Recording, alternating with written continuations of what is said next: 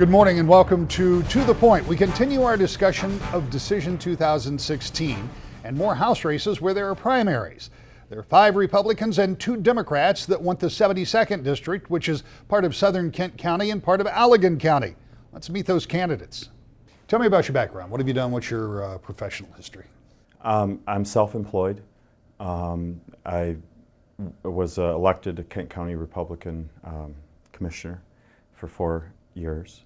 I had one of the highest voting and attendance records of any county commissioner at that time. I've got a wife who's worked for Kentwood Public Schools for 20 years. We've been married 23, and I have 3 kids that I'm very proud of, Caledonia Public Schools. You've had some exposure serving on the commission. Yes. But I'm always interested, beyond the open seat created by term limits, but I'm always interested in what motivates people to run. Why did you decide to take this on now? I really enjoy serving. I like running for office. I like talking with people. I like trying to solve problems. What are some of those problems that you think the state is facing? Roads would probably be one of the largest. Flint, of course, Detroit Public Schools.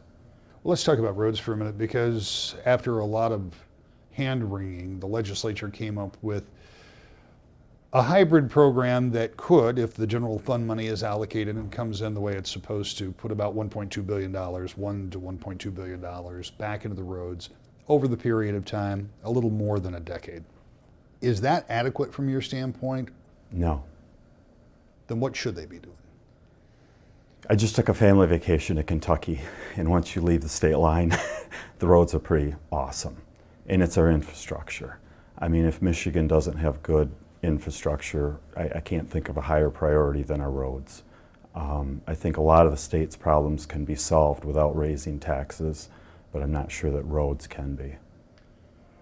There is already a certain amount of taxation that is involved in this roads deal, and I don't want to waste all of our time talking about a single issue. However, there are a number of people who are still somewhat curious about this roads plan.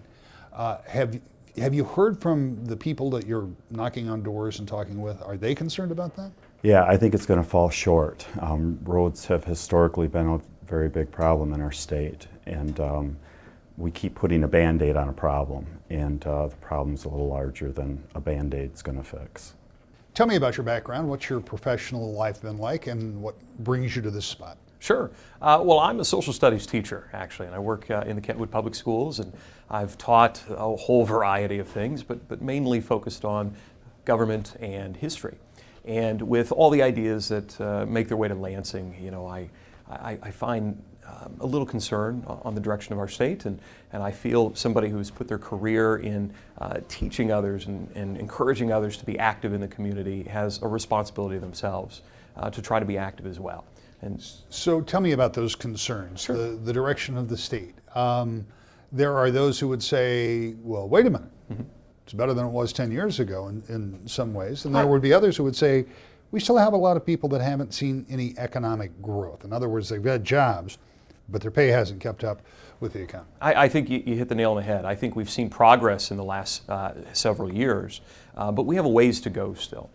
You're exactly right that our unemployment rate has dropped, that there are more jobs available, that the population decline seems to have paused, which is exciting for our state.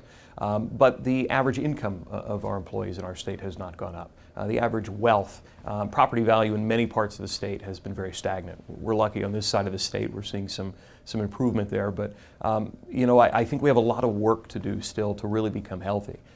We are at the national average or a little above it in many categories now, but that still means we're 25 states away from being where we really should be. And so I'm trying to carry on and be part of that positive change and that progress that's been occurring. What does that look like? What can the state do? What can government do that changes the prospect of the income of somebody who is in a job, sure. but maybe they're only working 29 hours a week, or maybe they're working 40 hours a week, but they just haven't seen that income rise? Well, I think part of it is we have to be a better supporter of our businesses, especially our smaller businesses throughout the state. Business really is the glue of the local economy, and if we can prevent or remove some of those barriers of entry for our businesses, we can have more people willing to take that chance to be an entrepreneur, to hire. Talk to me about your background. What have you done up to now, and what leads you into this? Yes, I'm from Wayland. That's where I was born and raised. I graduated from South Christian High School. After high school, I enlisted in the U.S. Air Force, where I was a staff sergeant. I was responsible for leading a team of airmen to repair nuclear missiles. Got out of the Air Force a couple years ago, moved back here to finish my college education, and finished that this past spring. And just looking at the direction that our state's going in, I feel compelled to run. Well, then talk to me about that direction. What direction do you believe the state's going versus the direction it should be going? Right, we're going in the direction of bigger government, more taxes, as you see with the gas tax increase, more regulations. We need to go back to our constitutional values. Limited government, less taxes, less regulation. Get the government out of the way, let the free market work. That's what I believe. Well, let me ask you specifically, since you mentioned it specifically, you said the gas tax. The gas tax was in response to what many believed was a overriding need to take care of infrastructure issues, specifically roads and bridges. So do you believe that that need doesn't exist, or that there's a different way to pay for it, and how would you do that? The roads need to be fixed, that's absolutely critical. But the money was there. We just had to make those tough cuts. We can cut the MEDC, there's a couple $100 million right there. Get rid of prevailing wage requirements, another couple $100 million. It's all about making the tough choices, making those tough cuts, and doing what's right instead of raising taxes. When you think of this in terms of a process, what has it been like for you, as I assume, from the brief oral resume you just gave me, that you have not run for public office before? It's a pretty big undertaking. It is, but it's just about meeting the voters, getting out, getting our message out. Most people agree that government has grown too big, and we need to get back to our constitutional principles. And so I'm just trying to get out there, get that message out to voters, and people have resonated with that. Well, what do you find? You say people think that government should be smaller. There is an obvious angst towards government that has come to the surface during this election cycle. Is that what you're saying when you go through the district and talk to people? Are people angry about government? Do they feel like that government has somehow wronged them? Because that is a prevailing mood that I hear from so many people, at least the ones who bother to email me. Yes, I'm not sure if it's so much an anger with government as of a frustration with it. The harder they work, and yet the government takes more and more of their money. It doesn't seem that politicians are working for them. It seems that the special interests have way more clout in Lansing than the voters do. Tell me about your background, what you've done up until this point. Well, I'm a retired teacher, taught at Kentwood Public Schools for 25 years. I was the school career coordinator, career tech ed director. Retired now for 12 years. We have a family restaurant, Notos, N-O-T-O-S, nothing other than outstanding service. Being in the restaurant business, I've had the pleasure of meeting many, many folks in regards to interests politically and other. And also I've been involved with the Michigan Restaurant Association for a number of years. And through that, I've been able to meet annually at the Capitol Day with many of the legislatures. Obviously, you've had exposure to some of what goes on in Lansing, but now you would like to participate. What motivates you to do that? That's a pretty full-time occupation for a guy that's already got a pretty full-time occupation. Well, Rick, I've never really had a job because, do what you love and the money will follow. JAB stands for something that people often call JOB, just over broke, but I tend to be a lot more positive, and I want the state to be positive too, so it stands for Join Our Business. And I have 3 daughters, and my youngest just graduated from college, Central Michigan, in entrepreneurship. My oldest daughter works with us at the restaurant Notos. We have a grandson now, 14 months old, Anthony, and my middle daughter's getting married July 2nd. One of the things we've seen over the past decades is so many people fleeing, young talent leaving Michigan because they didn't think there was a future here. Is that part of your motivation? Absolutely. Based upon integrity, common sense, business, and education, those things will work in Lansing. It's a matter of being able to get folks that really want to work across party lines to make the right decisions for our constituents. And I think that we have the ability to be able to do that, especially the fact that people are all in tune to having transparency in Lansing. What do you find as you talk to people either at your business or when you go door to door, when you're campaigning? What are people saying to you? Well, no one's completely happy, and I've always said that no one rises to low expectations. So we got to set our expectations and goals high. West Michigan's doing many great things. We have just a tremendous amount of philanthropy that's here. We have, as a matter of fact, we have more students per capita in West Michigan than they do in Ann Arbor and Lansing. We need to come up with strategies to be able to utilize those folks, give them the training tools that want to make them stay in the West Michigan community. Another Republican, Robert Coughlin, couldn't make it for an on-camera interview. We talked with him briefly by phone. What made you decide to run now, and what do you think needs to be done in the state of Michigan? Well, my purposes for running is I have an extensive background in city government. I've served the city of Kentwood for 20 years, and 13 of those years have been as an elected official as a city commissioner. I'm in my 4th term. And I've learned a great deal of things at the city government level. And I think that I'm ready to take the next step to go to the state level and use my background and experience to make a difference. I think that having a city background or a municipal government background is a great springboard to move forward to become a state legislator. So that's my big purpose in running. Have you identified any particular issues that you would like to try to tackle if you make it to Lansing? To be honest with you, I have no agenda per se. There are a couple of things that are of interest to me, and that is making certain that city governments and local municipalities receive their fair share. Coming from that kind of background, I want to maintain that, and I would want to be secure with the people I'm representing by making sure city government is well represented. Talk about your background. What have you done up to now? Because there's a whole life before you became a candidate. Well, I was a father first. My wife and I have been married over 30 years, and we raised 6 children together. All the kids went to Caledonia schools. I graduated from Byron Center High School a long time ago. I'm a skilled trades journeyman. I repaired industrial machinery for a couple of companies, and most notably Steelcase. I spent nearly 24 and a half years there. Due to some downsizing back in the mid-2000s, I took an early retirement, so I've been technically not gainfully employed since then, but I have not run out of things to do. There is a big leap from doing really serious work in a business environment and then taking on the really serious work of running for office. How did you come to that decision? I'd been approached a couple times before. I've been an active participant in county party politics specifically, and I usually pay attention. I attend most all of my township board meetings. Probably I attend more meetings than most people do. There's no question about that, with the exception of the board members and the fire chief. But I've always been interested in what's going on there.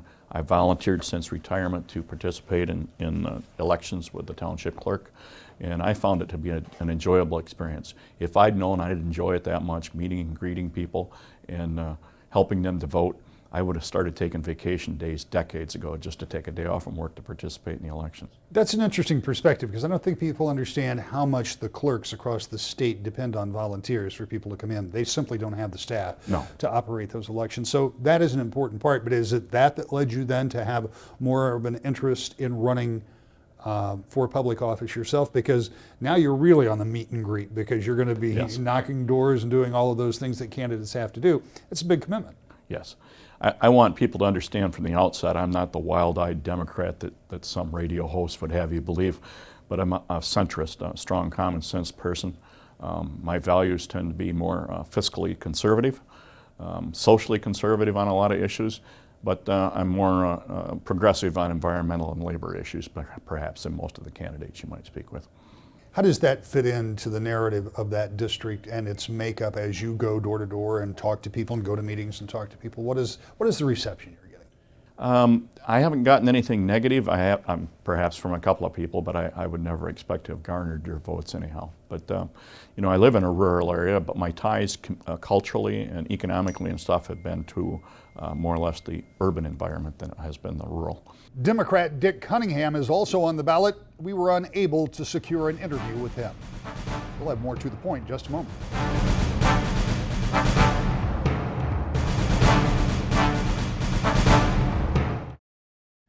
Welcome back to The Point. We have more interviews with candidates, this time in the 77th District, where Democrat Dana Knight is waiting to find out which Republican she will face in November. Here are the two choices. Tell me about your background, what you've done. Obviously, you're known to many people in the community, but for those who don't know, tell me what your work life's been like. Well, 45 years. I started 19, my little restaurant in Division, and July 5th will be my 45th year there.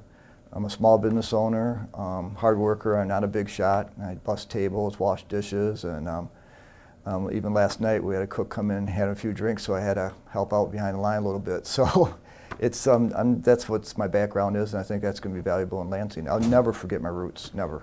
You have been active in politics for a while. You've been interested, I think you've been maybe with the Restaurant Owners Association and some other things. What made you decide to run for office?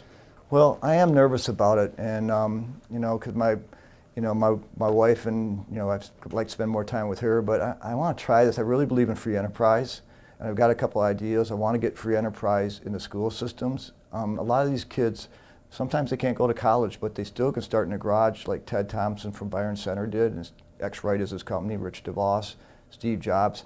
I want to inspire these kids that they still can be an entrepreneur. And without entrepreneurs in this economy, we have no economy.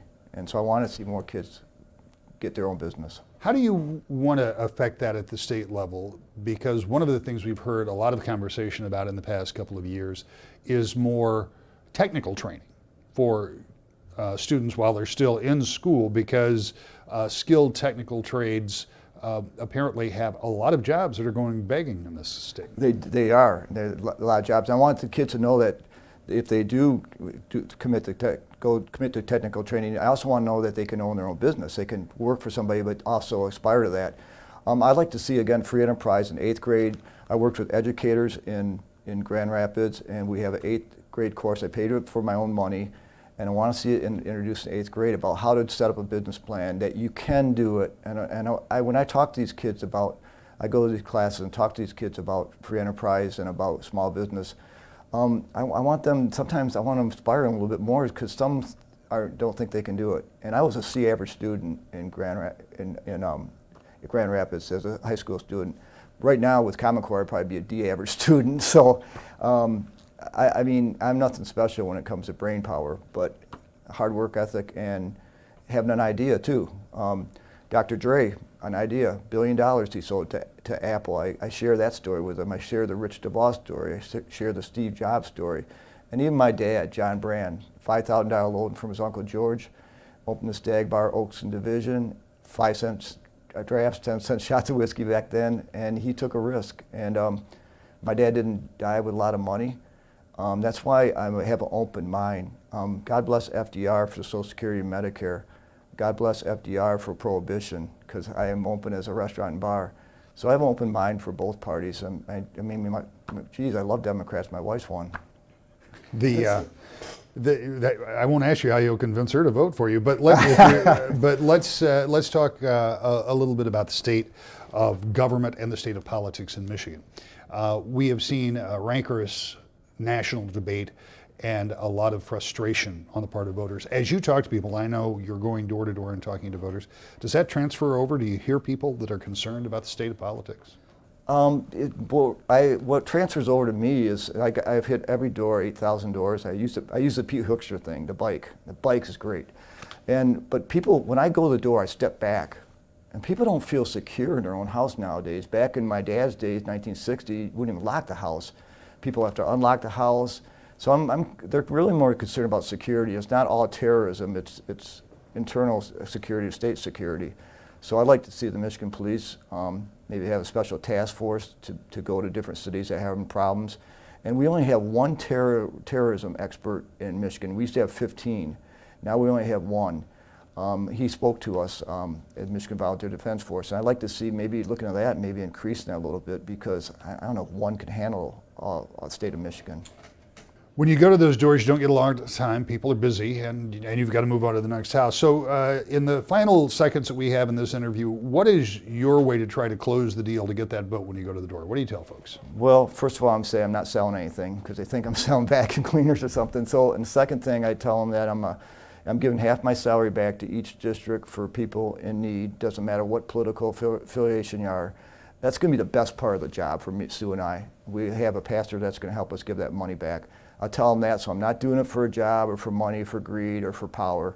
I'm doing it for what I believe in, which is free enterprise. And I have a mentorship program too. I'd love to have these 11, 12-year-old kids that go into get into drugs and get into gangs. I like to bring them to my place, to Home Depot, pay them like $5 an hour, and have them be mentored by supervisors there. We don't have enough mentors. 95% of prisoners, the male population, don't have a father figure, and that's why it's part of the reason they're in jail. I'd like to open the mentorship program there too, and it wouldn't take anybody's job, but it would open up thousands of mentors. So they like that idea, and educators like that idea too.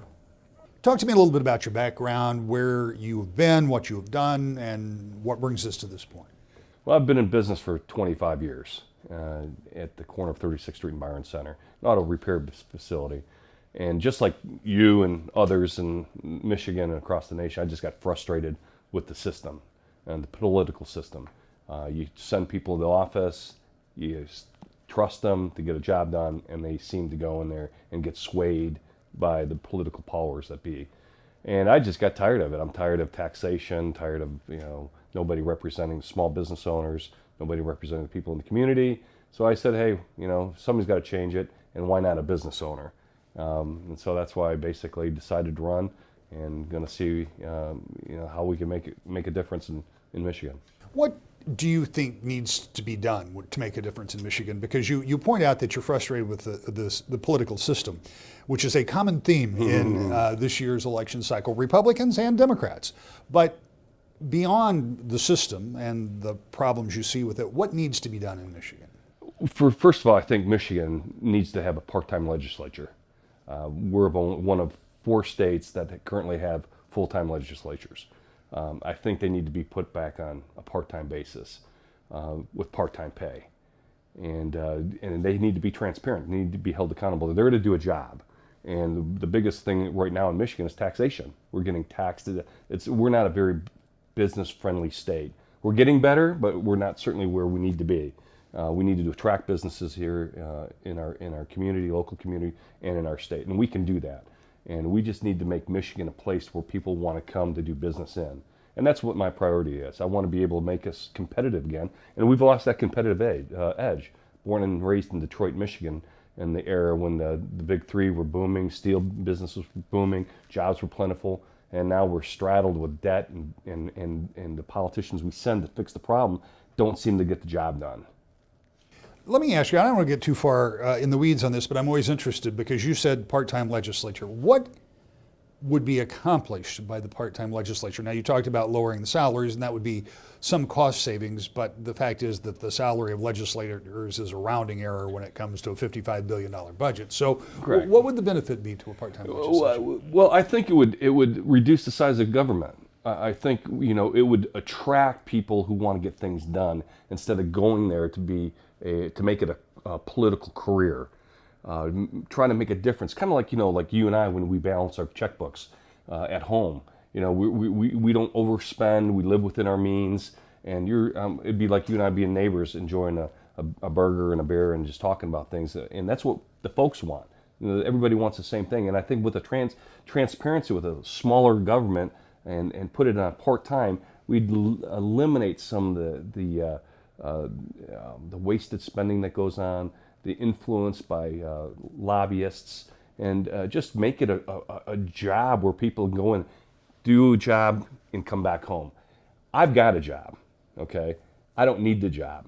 And that's what I think the politicians, they don't need the job. They should do it because they're public servants. We've kind of lost that motto. We're public servants. And I'm not looking for a career. I'm not looking for a job. I've got one. And I think if somebody needs to make that change, and that's what I want to bring to the table. I'm not looking for a job. I have one. But I want to bring some ideas that I don't think Lansing's doing and be able to talk about it and get things done. When you run for this office, and it's always difficult, I'm always impressed by people who decide they're going to run because most people who do already have jobs, as you point out. And running for office can be a very full-time job. But let's pretend for a moment that you're out knocking on doors some evening, talking to people.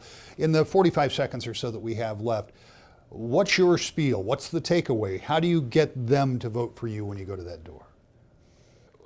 45 seconds is going to be tough. Just, again, somebody they can look in the eye and trust what I'm saying.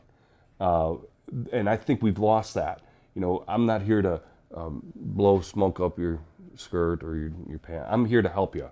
And I want people who go to Lansing to help me get what I want. And that is better jobs, more jobs, a safer environment where we live in, and our streets are safer, a better police force. And, you know, just the whole litany of things in 45 seconds is kind of tough. But that's what I want. I'm taking to the doorstep. I want the folks to know that when you talk to somebody, you're going to do what you say.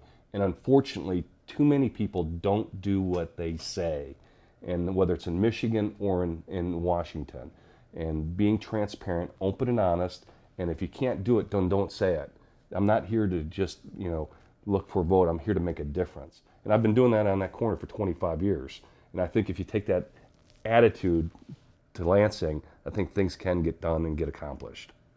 If you need information about your House race, to find out if there is a primary and who is running, just go to the Secretary of State's website and click on elections. We're back with more To the Point in just a moment.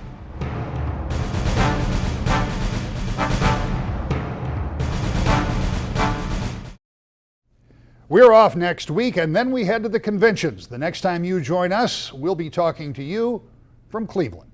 Thanks for joining us this and every Sunday morning at 10 o'clock on Wood TV 8 for To the Point.